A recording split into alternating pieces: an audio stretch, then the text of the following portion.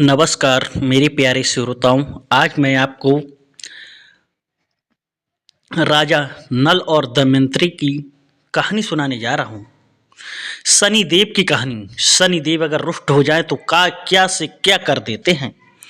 आइए वो ही मैं आपको कहानी सुनाने जा रहा हूँ। कहानी को ध्यान से सुनिए श्रोताओं। एक समय की बात है, नरबड़गढ़ के राजा प्रथम के पुत्र नल थे। नल दोस्तों और दमयंती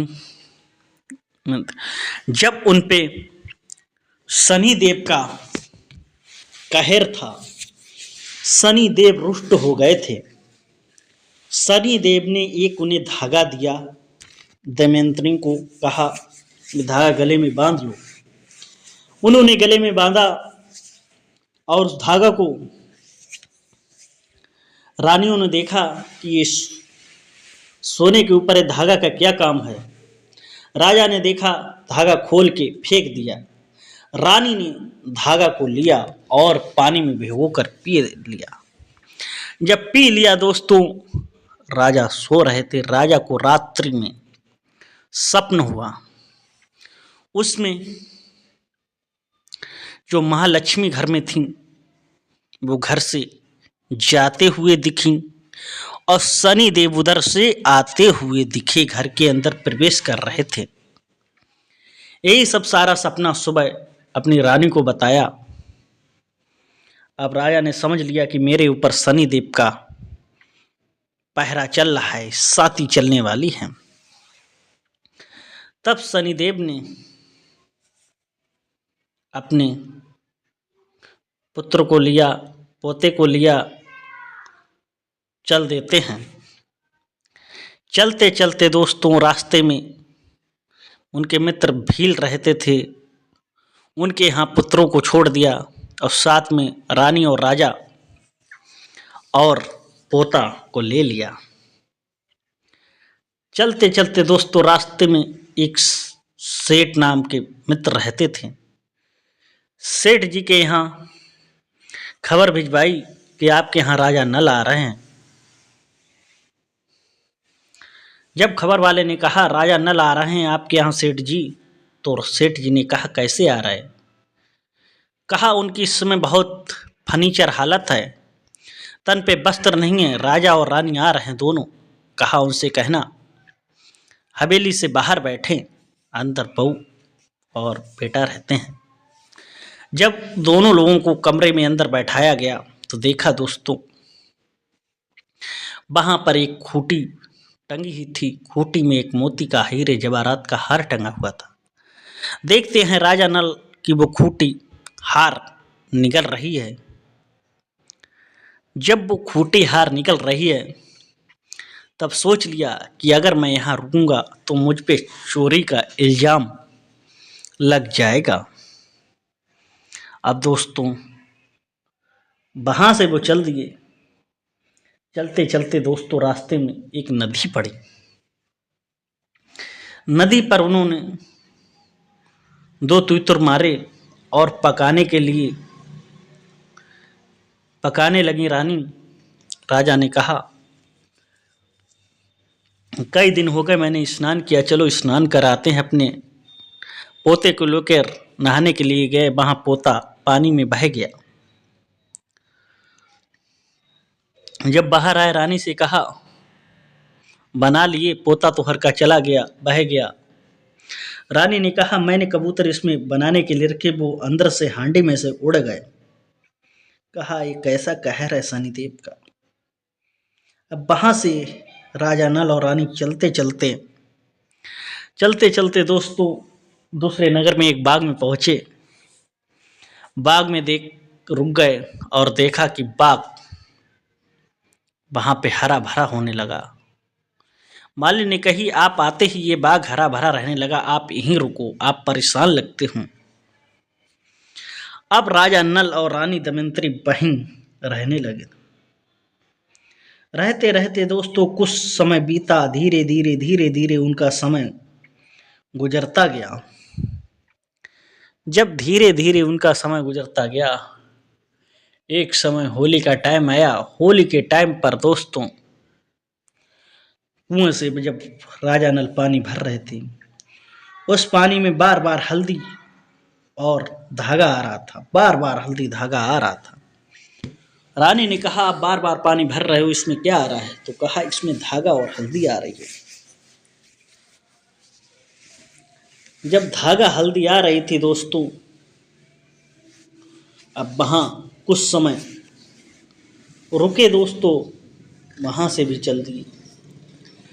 चलते चलते दोस्तों वो अपनी राजा नल बहन के पास पहुंचे, बहन के लिए खबर भिजवाई, ये आपका भैया आ रहा है। खबर देने वाले ने कहा, आपके भाई आ रहे हैं राजा नल के। कैसे आ रहे हैं? कि फर्नीचर हालत है, कपड़े नहीं है उन पे, जाओ उन्हें पीपल के वृक्ष के नीचे रुकवा दो, नहीं तो हमारी देवरानी और जेठ क्या कहेंगे, तुम्हारे भाई कैसे आए हुए हैं। तब वो राजा नल की जो बहन थी वो मुँह झाँक के थाल में एक हीरे चांदी जवाहरात लेके गई अपने भाई के पास। जब पूछी, भैया ये हालत कैसे हुई? तब भैया ने कहा, ये शनिदेव का कहर है, इसमें हम तुम कुछ नहीं कर सकते हैं। जब उन्होंने हीरे जवाहरात थार दिया तो वो हीरे जवाहरात दे के चली आई। तब वो हीरे जवाहरात थे दोस्तों, वो कीड़े मकोड़े बन गए। तभी राजा ने वो वहीं पर गाड़ दिए जमीन में और वहां से चल दिए। चलते चलते चलते चलते दोस्तों पहुंचे एक गांव में, जहां एक तेली रहता था। तेली के यहाँ वो रहने लगे, कोलू चलाने लगे दोस्तों। कोलू से तेल निकालते थे, बद्धा की जगह पर, बैल की जगह पर वो उसमें बंधते थे। ये शनिदेव का कहर था, शनिदेव का कहर था। जहाँ तेली के यहाँ रहते था, अपने टाइम काट रहे थे धीरे धीरे धीरे धीरे दोस्तों, क्योंकि तेली से शनिदेव हमेशा प्रसन्न रहते हैं। अब वो उनका धीरे धीरे शनिदेव उनसे प्रसन्न होने लगे। अब वहीं का जो राजा था उसने अपनी बेटी का स्वयंवर रचा था दोस्तों। जब स्वयंवर रचा था तो जहाँ राजा नल थे उन्होंने अपने मालिक से अच्छे कपड़े पहने, वो भी वहाँ पर पहुँच गए, बैठ गए स्वयंवर में। जब स्वयंवर में दोस्तों वो कन्या जयमाला लेकर आई तो जयमाला उन्होंने राजा नल की पर डाल दी। राजा ने कहा दोबारा डलवाई गई, फिर भी रानी ने उसने बेटी ने राजा नल के ऊपर डाली। राजा ने कहा, ये मेरी बेटी मुझे लग रहा है पागल हो गई है। राजा और लोग गुस्सा करने लगे, जो और राजा थे। अब दोस्तों वो पागल से बने हुए थे, उन्हें बहुत दूर बैठाल दिया गया।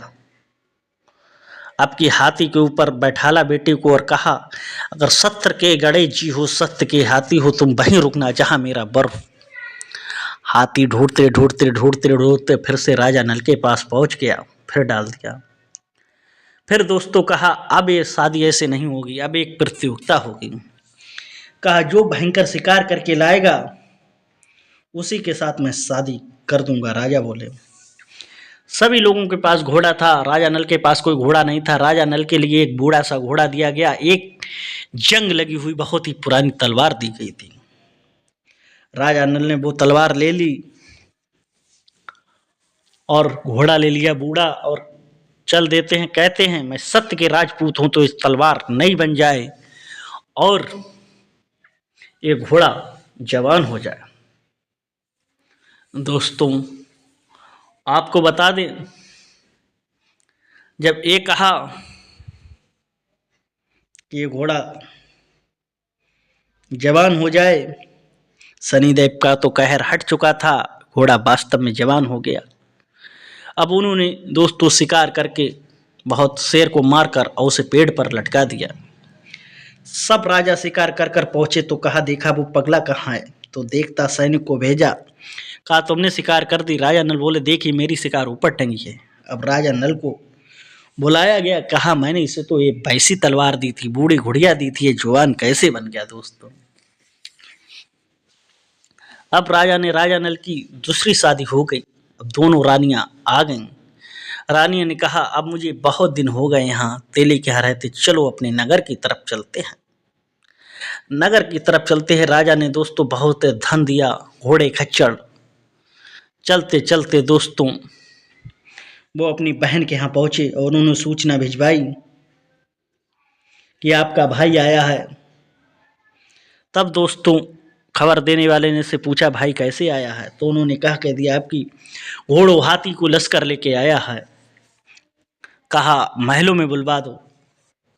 उसने कहा, आपको महलों में बुलाया? राजा ने कहा, नल ने कहा, नहीं, मैं महलों में नहीं जाऊंगा, मैं उसी पेड़ों के पास जाऊंगा, पीपल के पेड़ के पास।